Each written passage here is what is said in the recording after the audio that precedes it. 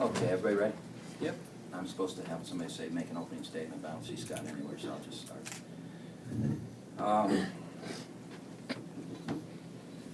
4-2 against Power 5 in this building, and I'm excited about that. And we talked about, it's not often you can get somebody. I can't thank Mark enough for coming. You know, obviously he did it to honor Yante and Edwards, and so you have to pat him on the back. Many coaches in his position wouldn't do that. But he recruited those kids, he promised them a game back here, and he lived up to his promise. All right, so give that coach credit. I'm sure our friendship had something to do with it too, but you know, this was a very well played, high-level basketball game. If you look at the stats, this wasn't a game where they came in here and we're ready for Christmas and we wanted to go home for Christmas, but you can see it this time of the year. You see a team on their side making 16-18 from the line. We made 24-28. You saw both teams make tough contested shots. You saw both teams battle and dive on the floor, and every possession was important. From my standpoint, I know we won, but from my standpoint, it was a hell of a basketball game. Everybody that paid to see this got their money's worth. I'll talk more about my players afterwards, but I just think that's important. We understand that was a high-level basketball game. Open it up for questions of the student athletes. What happened at halftime for you guys to come out with a start like that? I mean, coach was on us, you know, going into the half that we didn't have no energy. So we tried to come out the second half and just have as much energy as we can. You know, the building was sold out tonight, so just enjoying the moment. And like I said, we was in a slump, and we put out for our defense, so we had to get stops. And we started getting stops, and you know, missed a few rebounds, started with me, but we'll learn from it. And Martez, you had 25 in the second half. Have you ever had a half of basketball like that at any level? Yes, I had it before, but okay. Yeah. I mean, like I said, coach just keep telling me to help my shots. It's gonna fall, and the last two games I haven't been shooting well, and you know, tonight it was just falling. You know, God was on my side. So. Martez, how important is a game like this for your confidence? Like you said, struggling the last couple games. It's a very important game.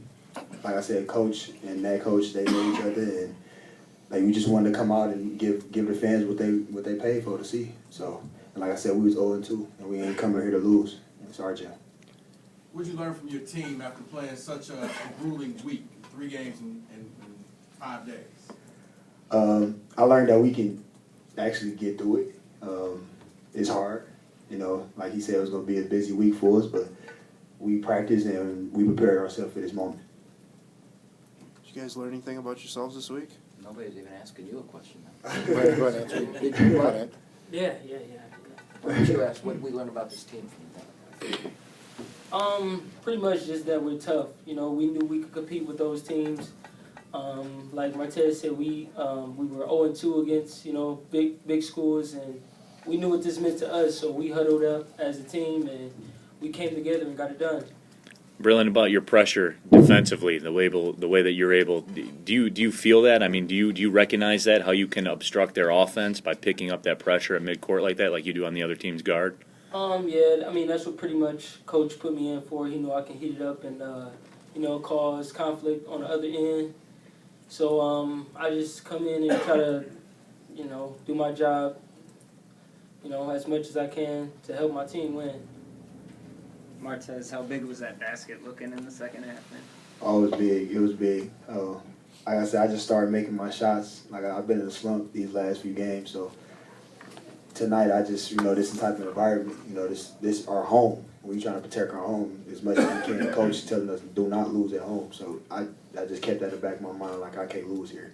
So, like I said, it was a big team, you know, great coaches in this type of game, and it was just a good game for us. Martez, did you feel like you were fouled when late in the game? Oh yeah, he definitely tripped me. I would never travel like that in my life. But I mean, it's basketball. That's a huge call. Yeah, Huge no call. it's basketball. If we score there, the game's over.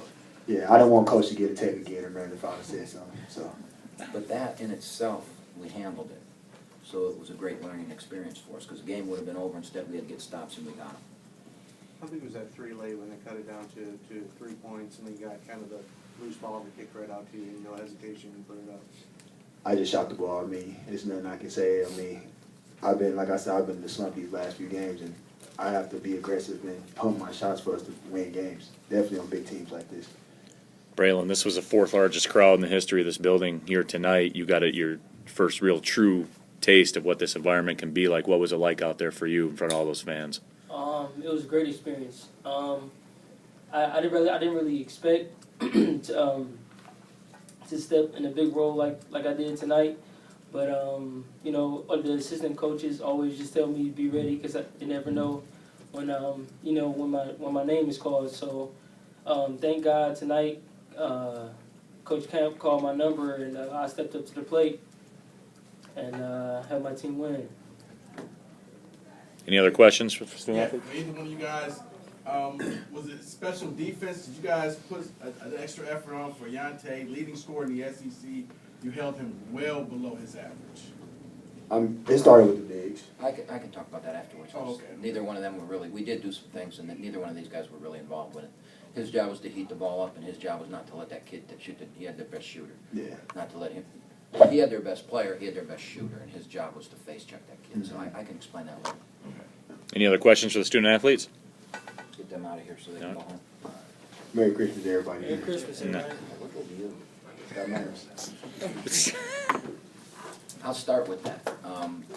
You know, I don't know if Mark's upset that Yante got in foul trouble, fouled out, but at least it was even, because Jalen did too. So both top post players had similar stats, similar minutes. Yante played 21, Jalen played 15. So, but what we wanted to do is we wanted to physically push him off the block, and then we were going to run a double at him. And we ran Sharon at him all game. And the first time we did it, he found Sharon's man for a dunk right away. And they made a 3 and then a dunk. And we haven't played that way all year. So I knew there might be some mistakes, and we made a couple early, and then we figured it out, and we really did a great job from about the 10-minute mark of the first half on. They had 24 points with 11 minutes to go in the first half. Now they got to 79, but most of that was late. If you look at with 6 minutes to go in the game, I remember looking up thinking, geez, they've only had 25 points since, you know, in the last 20 minutes. So we really guarded in the middle of that game, really, really guarded. And a lot of that was this guy right here. And it started with Nick Daniels in the second half. We put Nick on Frazier, he had, 18 at half, and we said, don't let him touch the ball, pick him up full court and wear him out. And Nick went 6 minutes, and then Braylon went pretty much the rest of the game on him. And that was huge because they couldn't get that entry pass. They couldn't get that entry pass into Yante, and when you had that kind of pressure. So this guy here did something special today. Talk about your rebounding in the second half. Closed the gap on them big time. It's like in the first half, they were just going to be the more physical team on the boards, but you guys scrapped. Our depth wore them down. You can sit here and say that against a high major team. We wore them down. We really did. I mean, they were so good the first 7 to 8 minutes of that game. They could have played with anybody in the country those first 7 or 8 minutes. I mean, that's a team that'll probably finish 4th or 5th in the SEC. I think you got Kentucky, Texas A&M, and Florida, and then they're probably in the next line. And I thought we wore them out. And they got tired. And a lot of that was this guy and how hard it was for them to get into their offense. Early in the game, they got into it pretty easy, and they could have those rim runs to the basket. They were running their offense at 35 feet in the second half, and now getting that offensive rebound is hard to do. So, again, I think it goes to that ball. Coach Martez Walker here tonight took over the basketball game, a la Reggie Hamilton, a la, we've seen offensive performances like that. Were you waiting on this for Martez? We knew he was going to have a lot of games like that. I mean, he was averaging, he's new in the role, and nobody's going to do that every game. And we were averaging 85 points a game when this week started. We went 59 at home, and that was, I believe, because of the 1 game and 17-day layoff. And then we went 65 at state, and that's because of the way the game was played and refereed, and there was no flow to it, and we're a team that has to have flow. Tonight we got back, It took being who we are. We ran, we got up, we got some transition baskets. We had no transition baskets the last 2 games. That's not open. We had those today, and when you get transition baskets, now you can get into your offense. You can get it into the post, because they have to get back to the basket and then guard out. If the ball's walking up and down the floor, we can get out physical, and that's what Michigan State did to us. So I knew Martez. It's a long season. He's going to have a lot of nights like this, and he's going to have nights like he had the other night. We've got to win either night. We've got to find a way to win. Coach, 3 games in 4 days. What did you learn from your team? Well, I put them in this situation because this is what we got to do. Our only avenue to the NCAA tournament is 3 games in 4 days. I don't think in our league we're going to play the 3 teams. You know, I think Valpo is on the level of any of these teams, and I think whoever we play, if we win the first night, whoever we play in the second game will be similar to Northeastern. But this was a higher level than we'll probably see in our league, and other than Valpo. And now they know they can. We had all kinds of energy.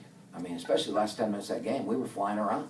So I keep telling everybody they're 18 to 22-year-olds. If that was you and I, we'd have been, take me out 2 minutes into the game, right? But these are 18 to 22-year-olds, and we don't practice real hard at this time of the year either, so they were fresh. And I played 10 guys play a lot of minutes. So I wasn't worried about, the media and our fans seemed to be more worried about that than I was.